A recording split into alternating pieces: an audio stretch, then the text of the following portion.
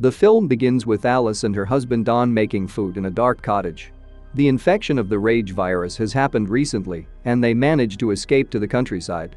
Don and Alice are grateful that their children are on a school trip outside of Britain and are not infected. They passionately kiss each other when an old woman interrupts them. The cottage is owned by her and her husband, and all the windows have been boarded up. Don and Alice prepare a meal for the elderly couple, a woman, and Jacob. Over dinner, the other woman wants there to be a place set for her boyfriend, but Jacob tells her that he's been gone for a while and he's not coming back. Suddenly, there's a lot of banging on the front door. It's a little boy who hasn't been infected. After debating, Don lets him in and quickly shuts the door. They feed the boy, asking where he came from. He says that he came from a neighboring town and that his family is chasing him. When the other woman looks outside, she is startled by an infected who breaks through the boarded-up windows and vomits blood onto the woman's face. Don beats the infected woman to death with a crowbar. Quickly, the other woman becomes infected and Don kills her as well. Several infected people burst through the cottage while the survivors frantically try to run away. The little boy runs upstairs and Alice runs after him, while Jacob and the elderly couple run to the barn. The old man tries to hold the door shut, but the infected break through and give him the virus. The old woman is viciously killed by the infected as Jacob makes it outside and runs away. Don runs upstairs and tells Alice to leave the boy, who's hiding in the closet. An infected comes between Alice and Don. Alice screams for Don to help her, but he cowardly shuts the door and jumps out a window.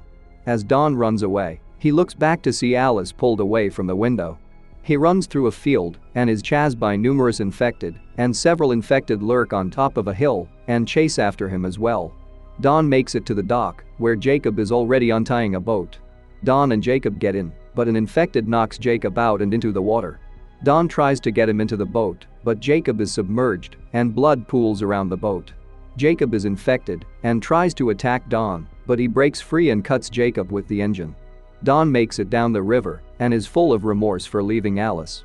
Titles come up that outline the timeline from the outbreak of infection to the quarantine of Britain to the arrival of American troops, to the last of the infected being killed, to the planning of repopulating, and finally 28 weeks later, Scarlett, an American doctor, watches a single plane land at the airport. Among the people that have arrived is Tammy and her little brother Andy. Scarlett is upset that it will take all day to process the civilians, and no one told her that they are now bringing in kids. Everyone undergoes several health inspections, and Scarlett notices that Andy's eyes are different colors, a trait he inherited from his mother.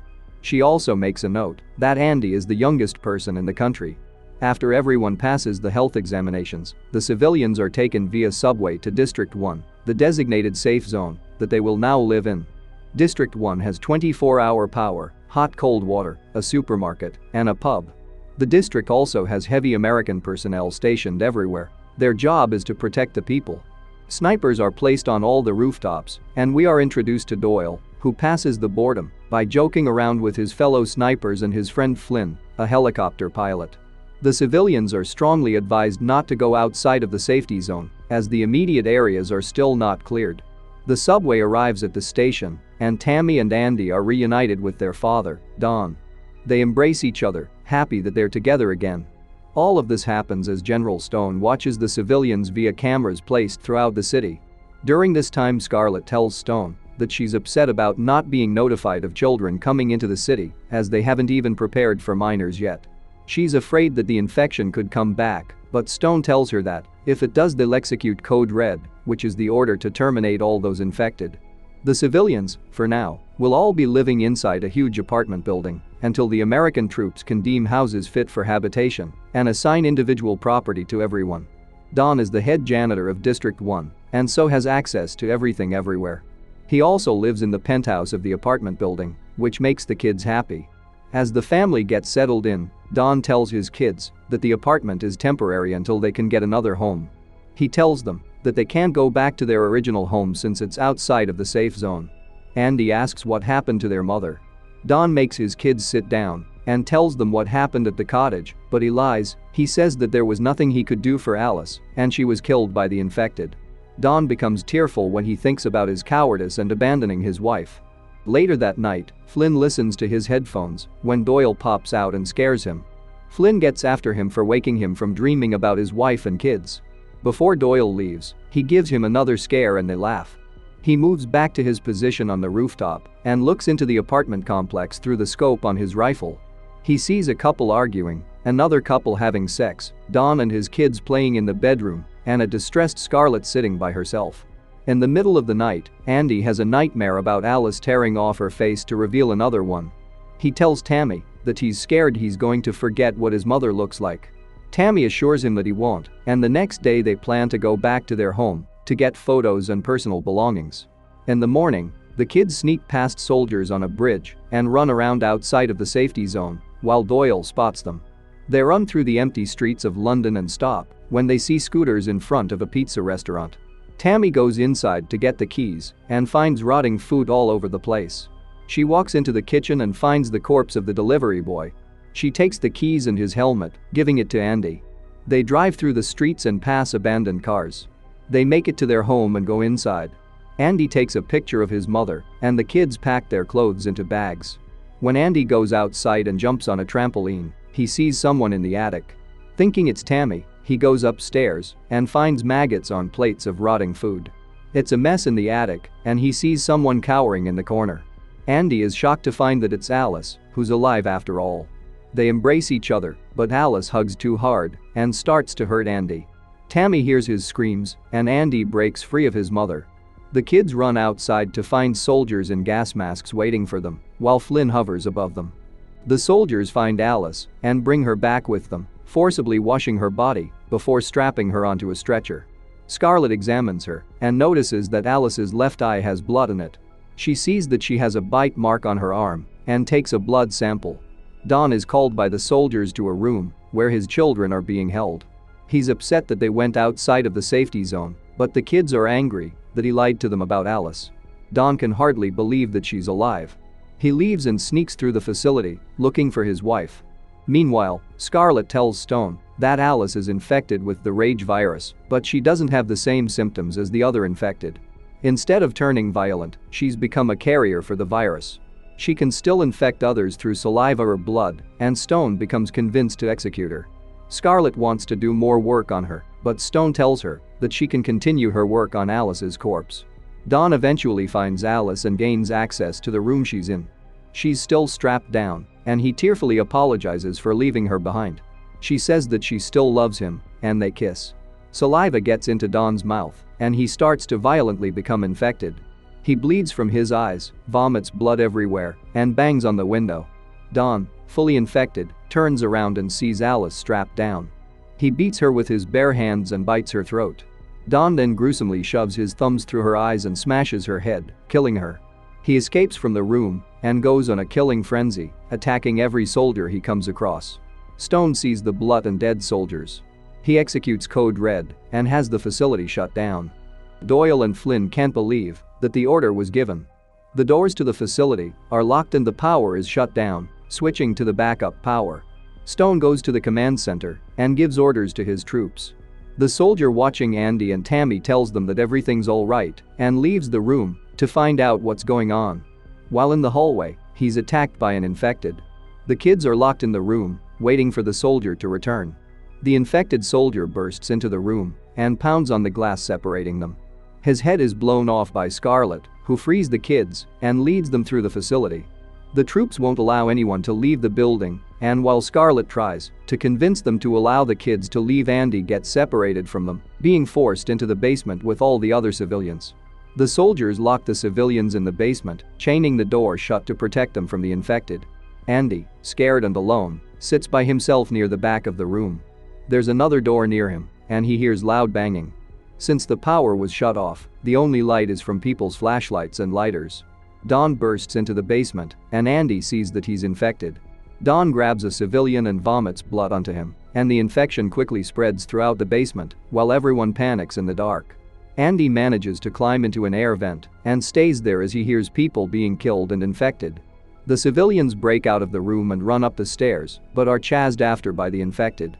They make it outside, and Stone orders his men to only aim for the infected. Doyle and the other snipers do their best and shoot the infected, but because everyone's running, it's difficult to see who's infected and who's not. They can only tell when someone is attacked, and even then it's too late for the victims. Realizing this, Stone orders the soldiers to kill everyone. The snipers and soldiers proceed to slaughter the civilians and the infected around them. Andy climbs out of the air vent and ends up right in the middle of the bloodbath. After shooting innocent people, Doyle can't take any more. He sees Andy through his scope and shoots an infected in the chest, splattering its blood on Andy's chest. Andy runs to the supermarket, where several other people are hiding. Doyle leaves his position and goes after the boy. Andy walks through the darkened store and is startled by everyone he encounters. Luckily, he finds Tammy inside with Scarlett and is reunited with them. The survivors can't believe that the soldiers are killing everybody, and Doyle shows up. He introduces himself to Scarlett and they both ask each other why they aren't at their posts. Knowing that everyone will be wiped out due to Code Red, Doyle volunteers to lead the survivors to safety. Doyle, Scarlett, Andy, Tammy, and a couple of others leave the store and enter the empty streets. Doyle tells everyone to stick together and they run throughout the city while Andy gets a glimpse of Dawn following them. Flynn calls Doyle and tells him to get out because in 4 minutes they're going to firebomb the city. They set up a rendezvous point and the survivors are fired upon by a sniper. The sniper kills 2 or 3 people and Scarlett is shot in the leg. Knowing the time limit they have, Doyle tells a survivor to run in a zigzag so that he can kill the sniper. The sniper tries to shoot him, but Doyle shoots the sniper in the head. The remaining survivors run to a tunnel in the subway and brace themselves. The city is firebombed, filling the streets with explosions and fire. The infected are blown away, but Dawn manages to survive the attack. The explosions destroy the cameras set up around the city. The survivors run out of the subway station just before it explodes. As he sits down, Stone sees that the only camera still working is the one outside of the command center. And he sees several infected running straight for them. Elsewhere, the survivors make it across the bridge and wait at an abandoned carnival. Scarlett tells Doyle that Alice had a genetic trait that caused her to be immune to rage and that it's possible the trait has been passed on to the kids. Therefore, it's imperative that the kids survive so that there's a possibility for a cure. Flynn flies to the location and is happy that Doyle is still alive. As the survivors wait for the helicopter, Doyle sees several infected lurking on the horizon. Flynn is angry that Doyle has people with him and they argue about taking the other survivors. A man grabs onto the helicopter, trying to climb his way inside. Flynn tries to shake him off as the infected run towards the survivors. Flynn tips the nose down and cuts through the infected with the helicopter blades, cutting them into pieces and spraying the hanging man with gore. The man eventually loses his grip and falls.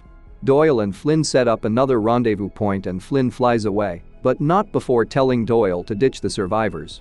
Doyle, Scarlett, Andy, and Tammy run away as the infected are right behind them. Doyle shoots them with his rifle, but there's too many. They run into a street, but stop when they see that it's filled with gas. Realizing that the soldiers are resorting to chemical weapons now, Doyle gets everybody inside a car. They cover all the vents and cover their mouths, while the infected bang on the car, trying to get in. The gas quickly kills the infected around them, and Scarlett tries to start the car. Doyle sees soldiers walking towards them, wearing gas masks and setting the corpses on fire with flamethrowers. Scarlett can't start the car, and Doyle realizes what he has to do.